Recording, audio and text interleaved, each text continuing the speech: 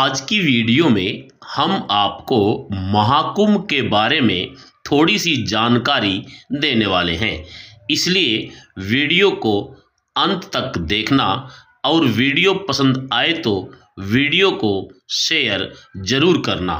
तो चलिए वीडियो की शुरुआत करते हैं। कुंभ का पहला लिखित ऐतिहासिक विवरण चीनी यात्री वेनशोंग की किताब में मिलता है, परंतु उस समय उसे कुंभ के नाम से नहीं जाना जाता था। वेनशोंग 629 ईस्वी में भारत आया था। वह चीन का रहने वाला था। वह 16 वर्षों तक भारत में रहा था। जिस समय वेनशोंग भारत आया था उस समय भारत में सम्राट हर्षवर्धन का शासन था। सम्राट हर्षवर्धन को शिलादित्य राजा के नाम से भी जाना जाता है। वेनशोंग ने भारत आकर लगातार 6 वर्षों तक नालंदा विश्वविद्यालय में अपनी शिक्षा पूरी की थी। वेनशोंग कुंभ और प्रयाग के बारे में अपनी किताब में लिखते हैं कि यह राज्य 5000 ली के घेरे में है। यहाँ ली का मतलब किलोमीटर से है और राजधानी जो 2 नदियों के बीच में बसी हुई है यह लगभग 20 ली के घेरे में है। यहाँ वेनशोंग ने स्पष्ट कर दिया है कि यहाँ 2 नदियाँ हैं, 3 नदियाँ नहीं है। अन्न की पैदावार जिस प्रकार अधिक होती है उसी प्रकार फलों की भी बहुतायत है। प्रकृति गर्म और सह्य है तथा मनुष्यों का आचरण सभ्य और सुशील है। लोग विद्या से प्रेम तो बहुत करते हैं परंतु धार्मिक सिद्धांतों पर दृढ़ नहीं हैं।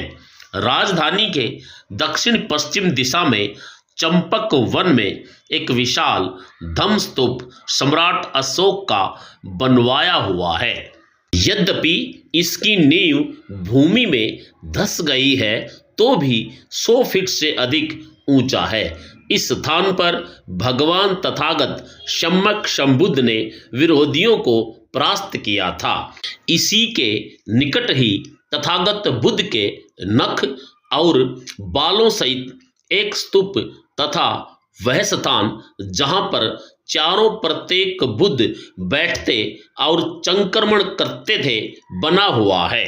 राजधानी के पूर्व दोनों नदियों के संगम के मध्य में लगभग 10 ली के घेरे की भूमि बहुत सुहावनी और ऊंची है। इस संपूर्ण भूमि में बालू ही बालू है।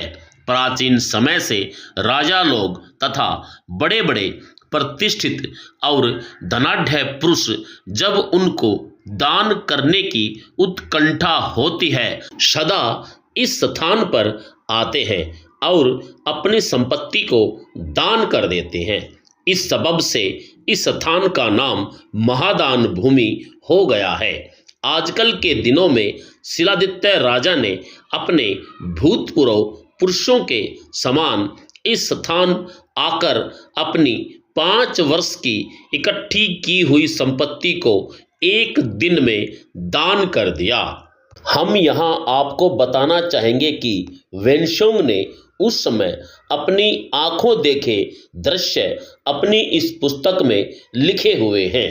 आगे लिखा है, इस महादान भूमि में असंख्य द्रव्य और रत्नों के ढेर लगाकर पहले दिन राजा भगवान तथागत बुद्ध की मूर्ति को बहुत उत्तम रीति से सुसज्जित करता है और बहुमूल्य रत्नों को भेंट करता है।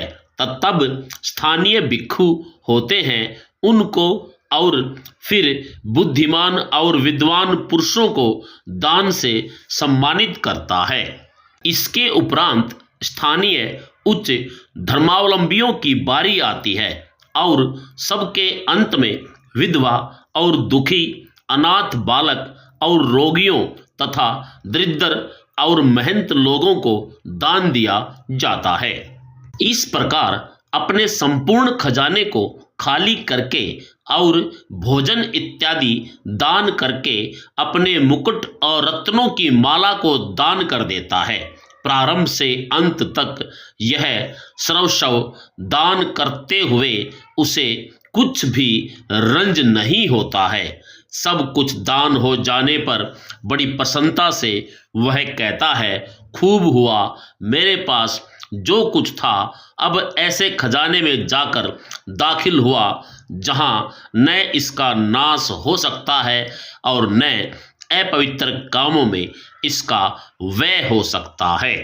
इसके उपरांत भिन्न भिन्न देशों के राजा अपने अपने वस्त्र और रत्न राजा को भेंट करते हैं, जिससे उसका राजकीय खजाना फिर से परिपूर्ण हो जाता है।